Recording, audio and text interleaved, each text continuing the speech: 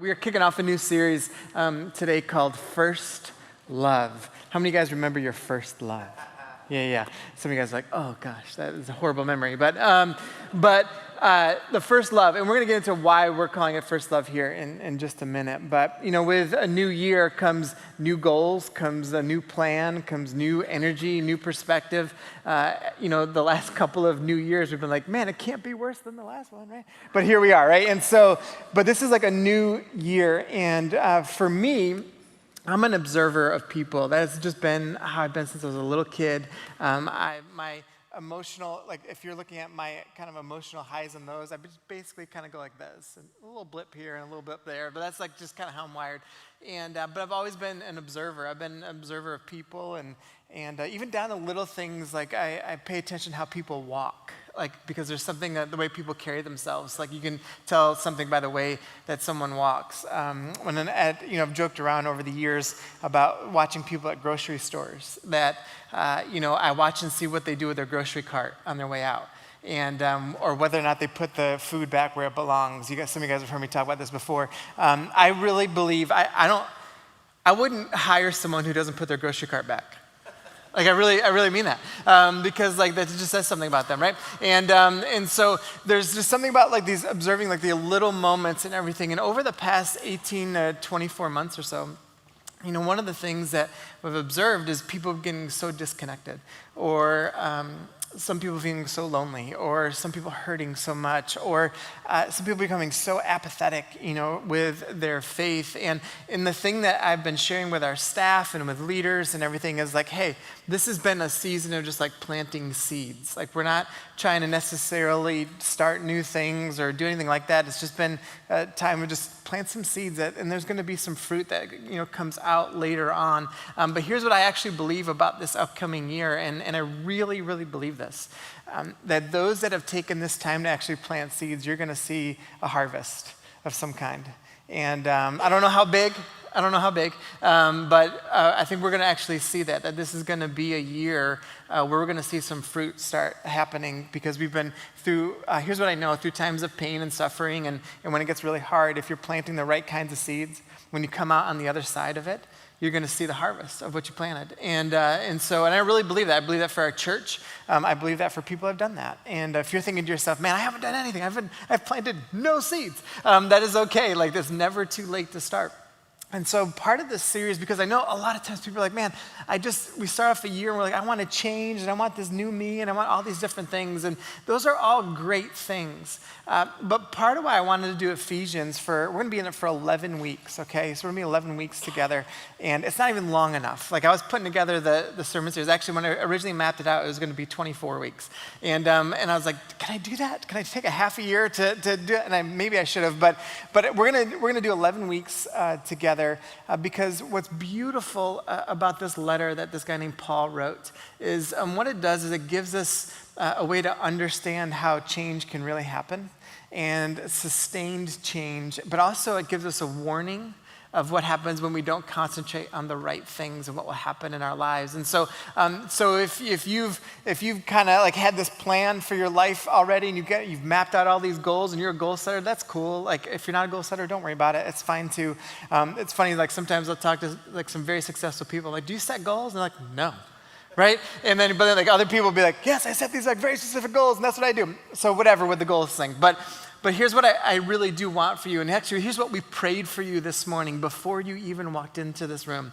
We prayed that Psalm 51 over everybody, which was we want everyone to experience this idea of like, I want God to create a new heart and a renewed spirit within me. And that's like kind of a heart with all of this. And so this series is going to be really attached to that and understanding why this letter is so important, and begin to really understand real change and what it means to be committed to something. So why first love? All right. So it's like, is this a romantic letter? How many guys have ever like read Ephesians? Okay, it's totally cool if you haven't. It's totally fine. But this letter, so you might not know much about this letter. So it's not a love letter. It's not why we're calling it First Love. We're calling it First Love for a different reason. But first, I want to show you where Ephesians actually is. All right, so if you look at this map here, here's where Ephesians is. Or is it? We got it? Okay. maybe not. Well, Ephesians is in modern day Turkey. Do I need to restart it? There we go. All right, so Ephesians is in modern day Turkey right here. All right, so you can see, you're familiar with like where Greece is and everything. So I want you to have like a framework to understand like where it is. So, because sometimes when we engage like the Bible and these cities are talked about or whatever, we think it's like mythical. You know, we can kind of pick up the Bible like, no, these are actual places that you can go to and visit and everything. And so I'll talk a little bit more about how this letter actually circulated and everything here to give you guys a little bit of meat to this letter. But it's in modern day Turkey. And so there's this powerful, powerful church that was established. But why do we want to talk about the first love? Here's why. 25 years after the letter was written to this church at Ephesus, this guy named John, he writes this letter that's at the end of our Bibles. It's called Revelation, all right? Now, the word revelation is actually interesting. A lot of times right now in our modern day context, when you hear the word revelation, people always think about the end times, okay? But biblically, that's actually not what the word actually means, nor is what it actually points to. The word revelation in the Bible actually means that something is being revealed.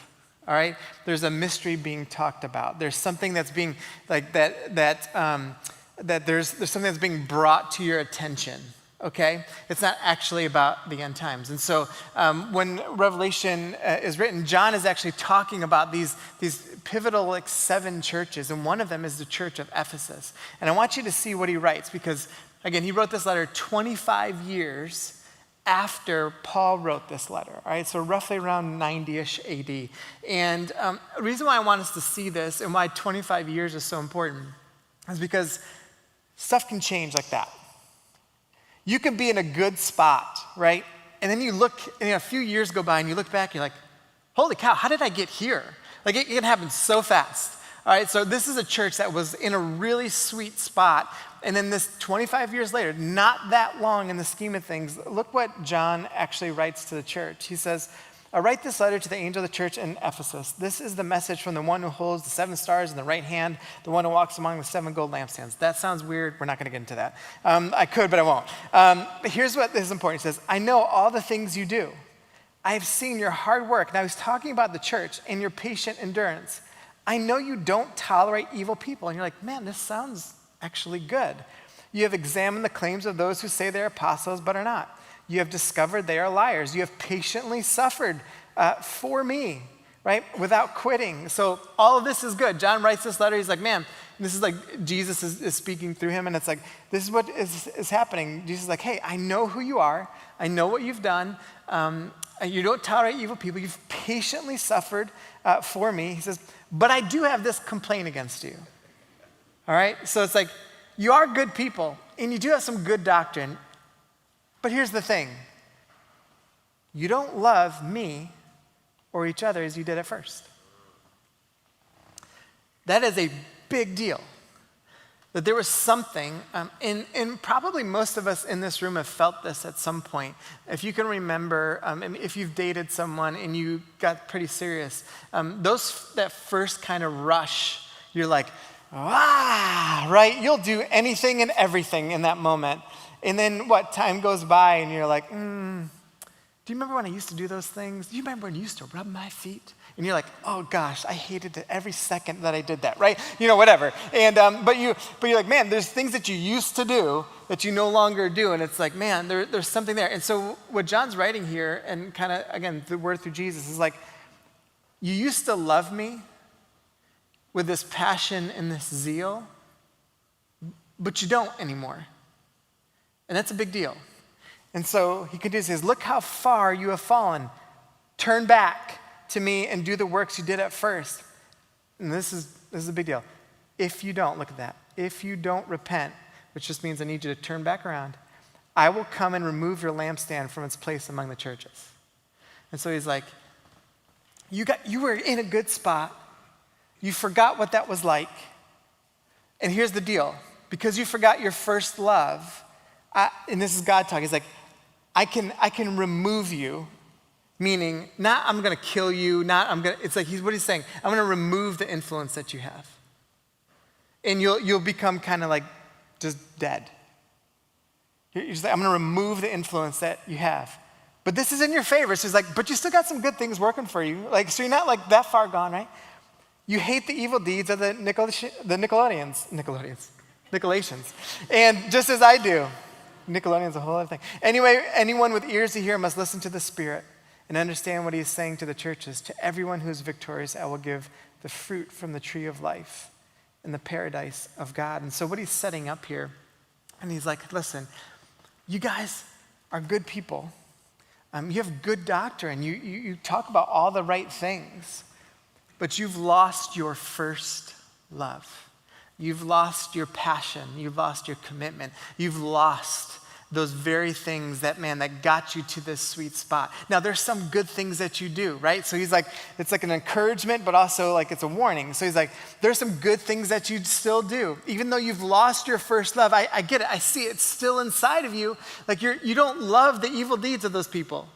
Now, we don't know a lot about the Nicolaitans, but like what we do know is that they were the kind of people who would proclaim that they were believers, but they would also say that they were also, it was cool to just kind of participate in everything that the empire did.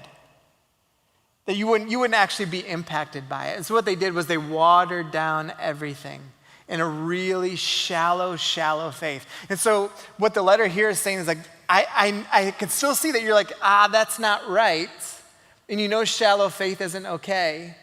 And so I see this good things in you, but I'm warning you, if you don't turn around and see this first love, I'm going to remove you. I'm going to remove your influence. I'm going to remove the impact. You might think, whoa, that feels aggressive. And I would hit pause there for a second, because sometimes we think like, why would God want to do that? Why would he want to like remove something? And you might think like, that feels like, does the punishment like fit the crime, right? I would say this, why would God not do something like that?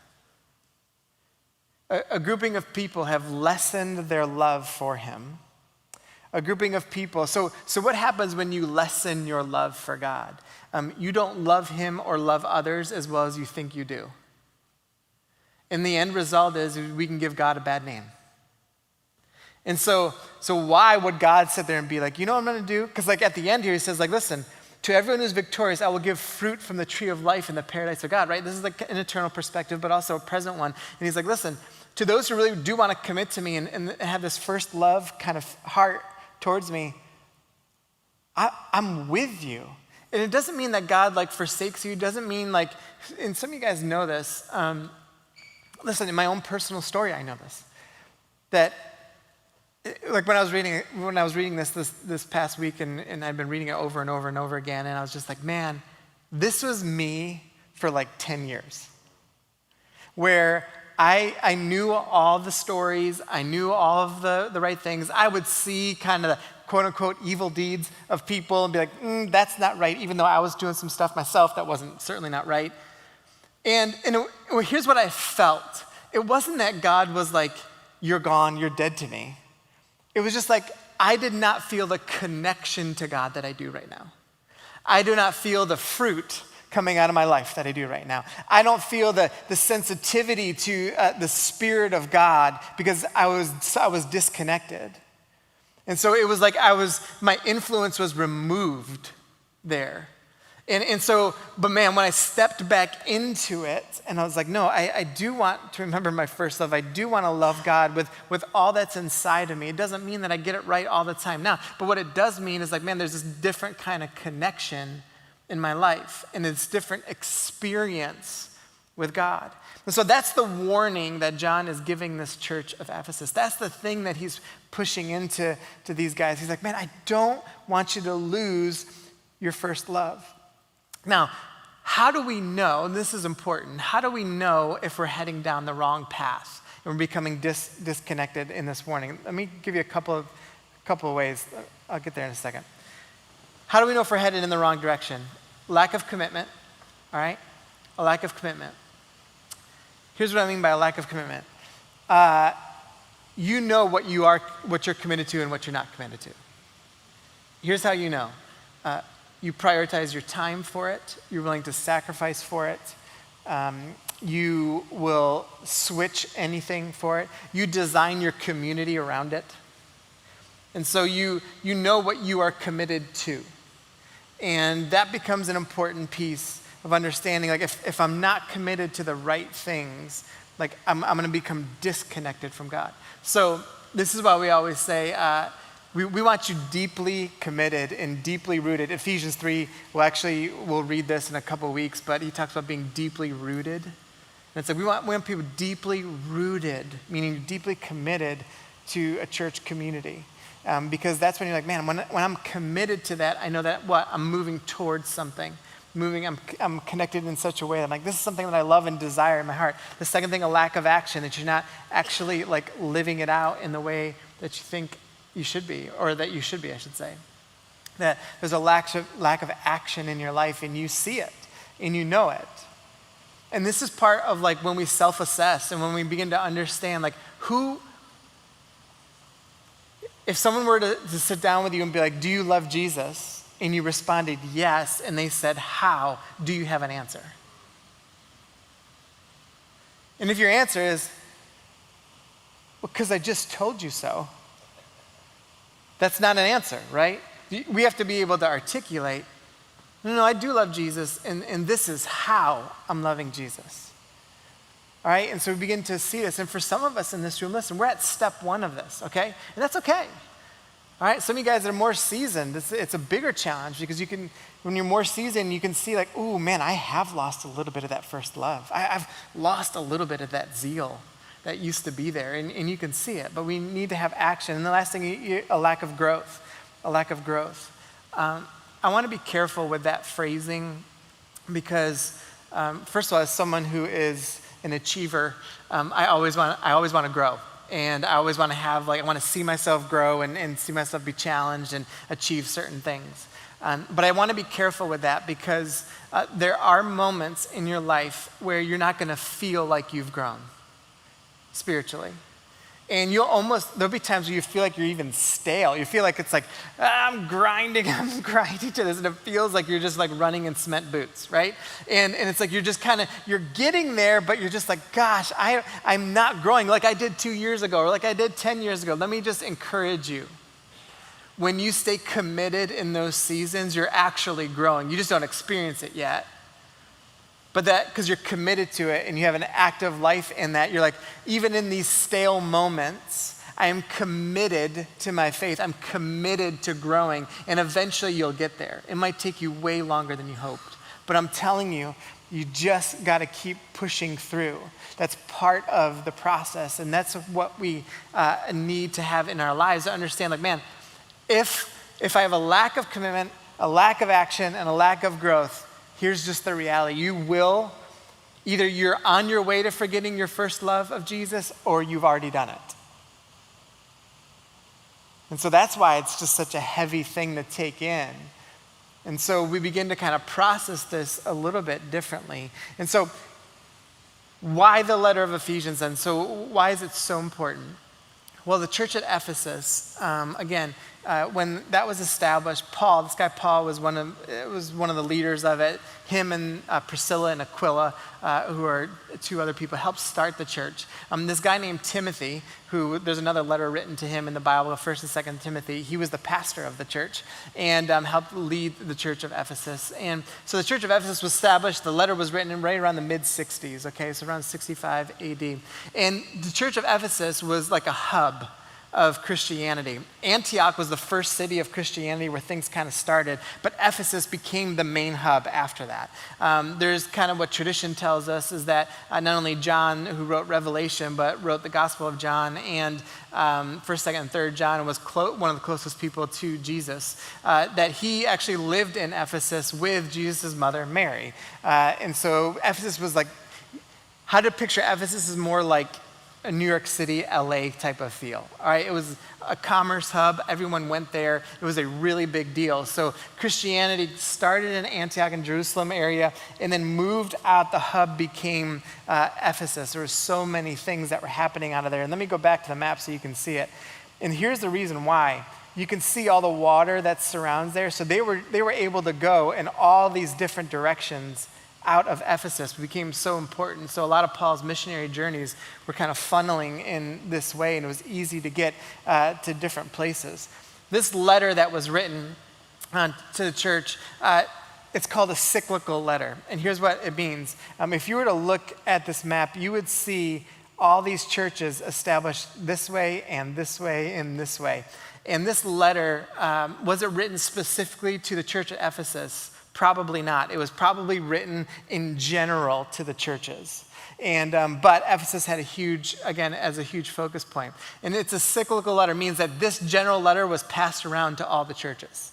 All right, so because you can see some overlap here with Paul's writings. And so this letter became like a huge deal, but it was centered around, because again, with Ephesus being the hub, it would have started there. And it would have been this like, hey, I want you guys to hone in on these things. And these things are really important. And as we begin to look through this letter, you're going to see in the first part, these first few weeks, Paul really focuses on the theological and doctrinal element. And then the last few weeks, we're going to look at how it gets lived out. There's a big shift around Ephesians chapter 3. When we look at the point of this letter, here's why Paul wrote this. Watch this. He says, "The mystery was made known to me by revelation, as I have briefly written above." By reading this, so look what he's saying here.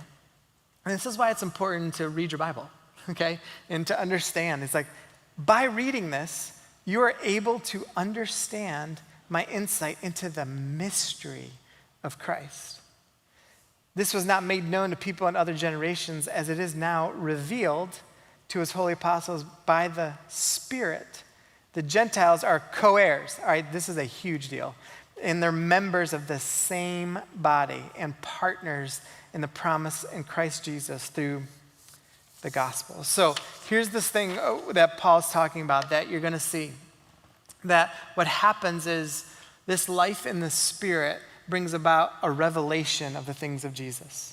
So this is why he's saying he wrote this letter. This is the purpose of this letter, is for the revelation, the revealing of Jesus in your life. The revealing that the Spirit of God begins to, it will reveal things, mysteries to you of the things of Jesus and the things that he taught. And that these things, here's what they're going to do. And this is why I said that when he says the Gentiles are co-heirs. He says this, and you're going to see this time and time again in his letter, that when the revelation of Jesus is revealed, there's reconciliation with people. And that's the point of him writing this. I want to reveal to you the things of Christ. And here's the thing, when the things of Christ are revealed, reconciliation happens with people. You can't get around it. So, are we in our country, we could say this literally anywhere, are we a reconciled people? It's okay. No, we're not, right? We go tribal hard, right? Here's the thing when we go tribal. It's a first indicator that Jesus is not being revealed. You see, when this message of Jesus comes into a grouping of people, and this is why, like, even within Christian community, I'll just talk about just like Christians in the church. If Christians aren't coming together in unity, and yeah, we've had differences and all that stuff, we get all that, but like the heart of unity, then guess what? Then actually the mystery and the realities of Jesus are not there. That when there's division and there's hatred and there's tribal thinking and we're really being like, we have like hate language and we're trying to divide, all that stuff, it's like, that is not Jesus. That when Jesus is actually being lived out, when Jesus is actually being, when we're loving like Jesus taught us to love, here's what ends up happening. We feel and sense and participate in the reconciliation of people. So what ends up happening is when we start having conversations, whatever they're around, it doesn't matter. Because the heart says, all right, man, if Jesus is in this, then we're not going to divide here. We're going to actually come together. If Jesus is in this, here's what's going to happen. Man, people are going to come to a deeper knowledge of what it means to love him and know him. And when Jesus is in this, like, let me just, the racial conversation is an easy one to talk about because if you read Ephesians and Galatians in particular, you're going to see like, man, Paul was all about multi-ethnic communities. Paul was all about bringing people together. Paul was all about this. And the way that he did this was like, man, when Jesus is in a conversation around race, here's what happens. People listen to one another. People deeply love one another. People enter in and be like, what does justice look like in this scenario? And people are like, how do we bring people together? And you'll see that, like, I'm telling you, like, this is the point of Paul's letter. He's like, I want you to see, we reveal what it means to live like Jesus. And when you're living like Jesus, reconciliation with people happens. And you're going to see this time and time and time again in this letter.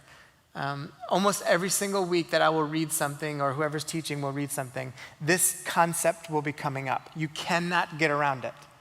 It's like, he's like, man, there's something about this revelation, and there's something about reconciliation. It's time and time and time again. And so I want us to look at one of Paul's prayers here to end today, because I want you to see how he begins to even pray for this church. And they're in like this sweet spot where they have this like great zeal for God, and they're killing it. You know, like in terms of like the church kind of dynamic and loving Jesus, like they're crushing it at this moment. The story of Ephesus in the Ephesian church was like so powerful, even how it started. It was like very dramatic. You can read about it in Acts chapter 19. And what ends up happening is like, man, these powerful miracles are happening. The economy gets flipped upside down. Like all this stuff is happening. And so they've really got this great zeal and great passion for Jesus. And Paul prays for them. And I want you to just see this one prayer and how he talks about it. He says this: ever since I first heard of your strong faith in the Lord Jesus and your love for God's people everywhere. See that? Here's that reconciliation part again. Because he's saying, listen, you have a love, when people like love Jesus, you have a love of people like everywhere. Everywhere. And it doesn't matter where they're from or who they are or what they look like. There's like a love of people everywhere. He says, I have not stopped thanking God for you. I pray for you constantly, asking God, the glorious Father of our Lord Jesus Christ, to give you, look at this, spiritual wisdom and insight so that, right, so this is important, so that you might grow in your knowledge of God, not in your facts of God, but grow in your knowledge of God, which means deep inside of you. I pray that your hearts will be flooded with the light so that, here it is again, you can understand the confident hope he has given those he has called his holy people who are in his rich and glorious inheritance. I also pray that you will understand the incredible greatness of God's power for us who believe in him. This is the same mighty power that raised Christ from the dead and seated him in the place of honor at God's right hand in the heavenly realms, right? This is going to be something else that comes up.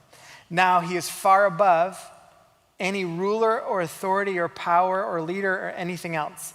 Not only in this world, but also in the world to come. God has put all things under the authority of Christ and has made him the head over all things for the benefit of the church. And the church is his body.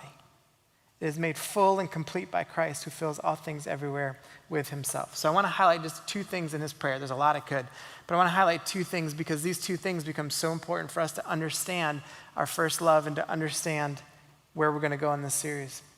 The first thing is this, that there's a wisdom and knowledge of God. So when Paul is praying, he's praying that we would have, that those who follow Jesus would have this deep wisdom and knowledge of God.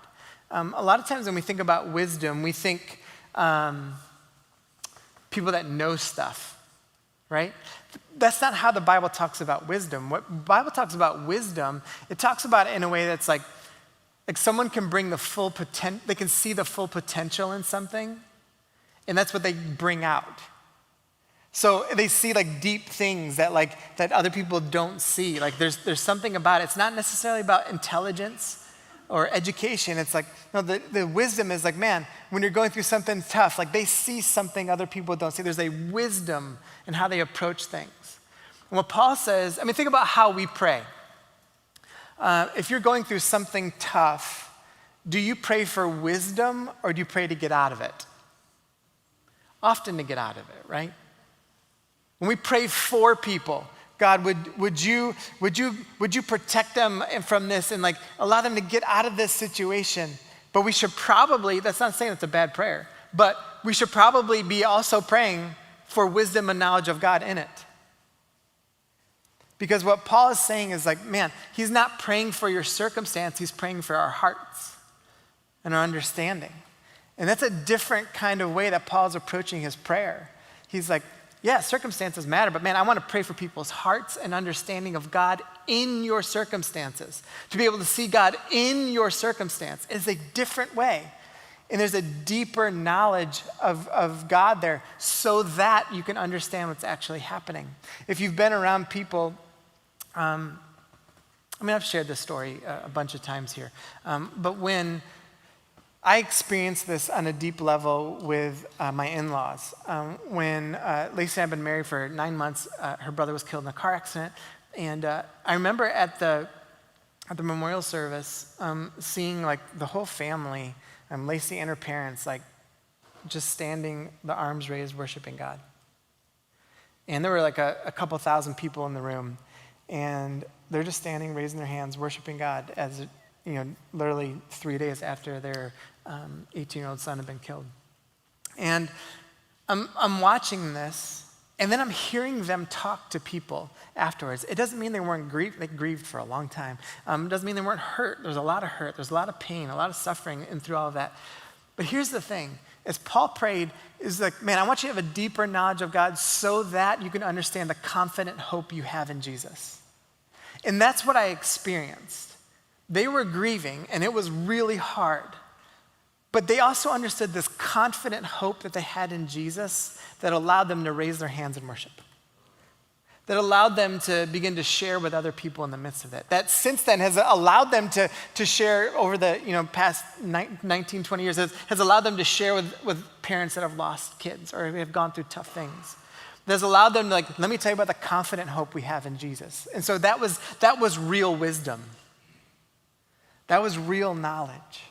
That was real knowledge of who God is so that they understood the confident hope. That was something so different, and I got to see that live right in front of me. The other thing that Paul talks about is aware of cosmic realities. Now, this is something, maybe I'll dig into this more in the series. I'm not sure yet because it's some stuff I like to nerd out on. But here's the reality of what Paul is talking about. Not only from just kind of the worldview of a lot of Jewish people back then, but he's saying that there is a realm of things that is not seen that has an impact on what we do see. All right? And so what he's saying here is, you know how like in quantum physics, when you hear people talk about that there's a level of math happening that you can't see?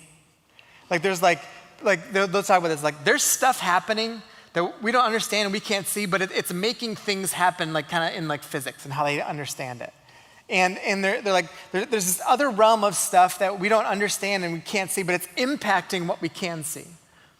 And so what Paul is saying is like, hey, there's a realm of stuff, a cosmic realities and a spiritual realm that impacts this world around you, that is constantly trying to tempt us and trying to distract us. And in this realm will have a huge impact on your life. And you got to understand that it's actually there. And if you don't understand this heavenly realms idea, and you just kind of think, oh, I'm just here, and there's not really anything else going on, that you're going to be deeply, deeply impacted, and you don't even realize it. And there's this level of temptation that ends up happening. Here's how they typically talked about it, right? I actually drew this on Christmas Eve in a different way. But here's how they thought. They thought heaven up here, earth down here, and that in this intersection right here is kind of where Jesus is, like heaven on earth. But here's what else they also thought about this heavenly realm.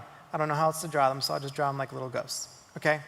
There are these little ghosts, not really, but I'll draw them as little ghosts. That this heavenly realm, that there's these other things that are operating.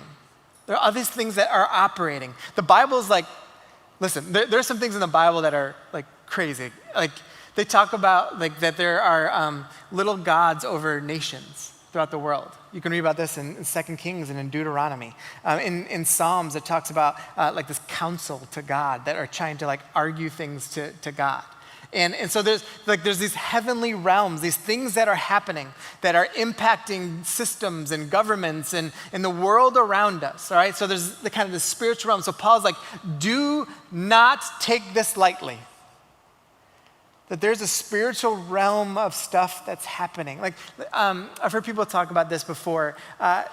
Woodstock, everyone knows what Woodstock is. And what happened not only at Woodstock, but then afterwards was truly horrible, like honestly. It created this sexual revolution. It created this sexual revolution. Here's what happened after the sexual revolution. No-fault divorce was brought into play. Abortions skyrocketed, which meant the view of like the quality of life in people's life was lessened, of human life. Get this, STDs prior to that, there were only 2. After Woodstock, there were 27. All right, soon afterwards, the STDs like grew like crazy. All these other things started happening, and here's what's just fascinating about all of it. Was it one person's decision to create Woodstock? Was it one person's thing that like created all this crappy stuff that happened afterwards? No, there was something else going on.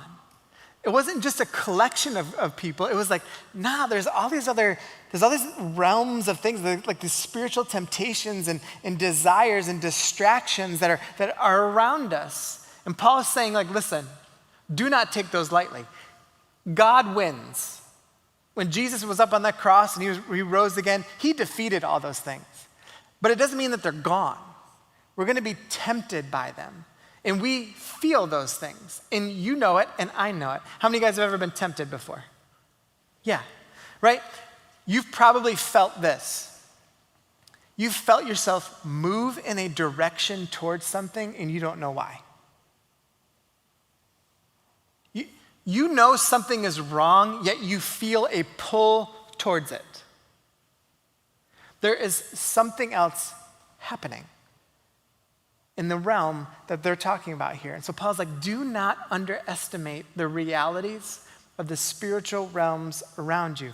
And here's why he talks about it. He says that God has authority over all of it. But the problem is we give authority to the wrong things. That is what we have to wrestle with. And you guys can come back up. This letter becomes important for like us understanding if we give authority to the wrong things in our lives, we will lose focus on what the confident hope of Jesus is. If we give authority to the wrong things in our lives, we will lose our first love and our passion for him. If we give authority to the wrong things in our lives, we will buy into and give into the distraction and the temptations of the spiritual things around us. So that is the question I want to just end us with. What power has the ultimate authority in your life right now? We're just going to take a few seconds here to just process that. And so I want everyone to just close their eyes and spend a moment in silence of maybe there's something you've given power and authority to in your life that is really detrimental to understanding the hope of Jesus and the love you have in him.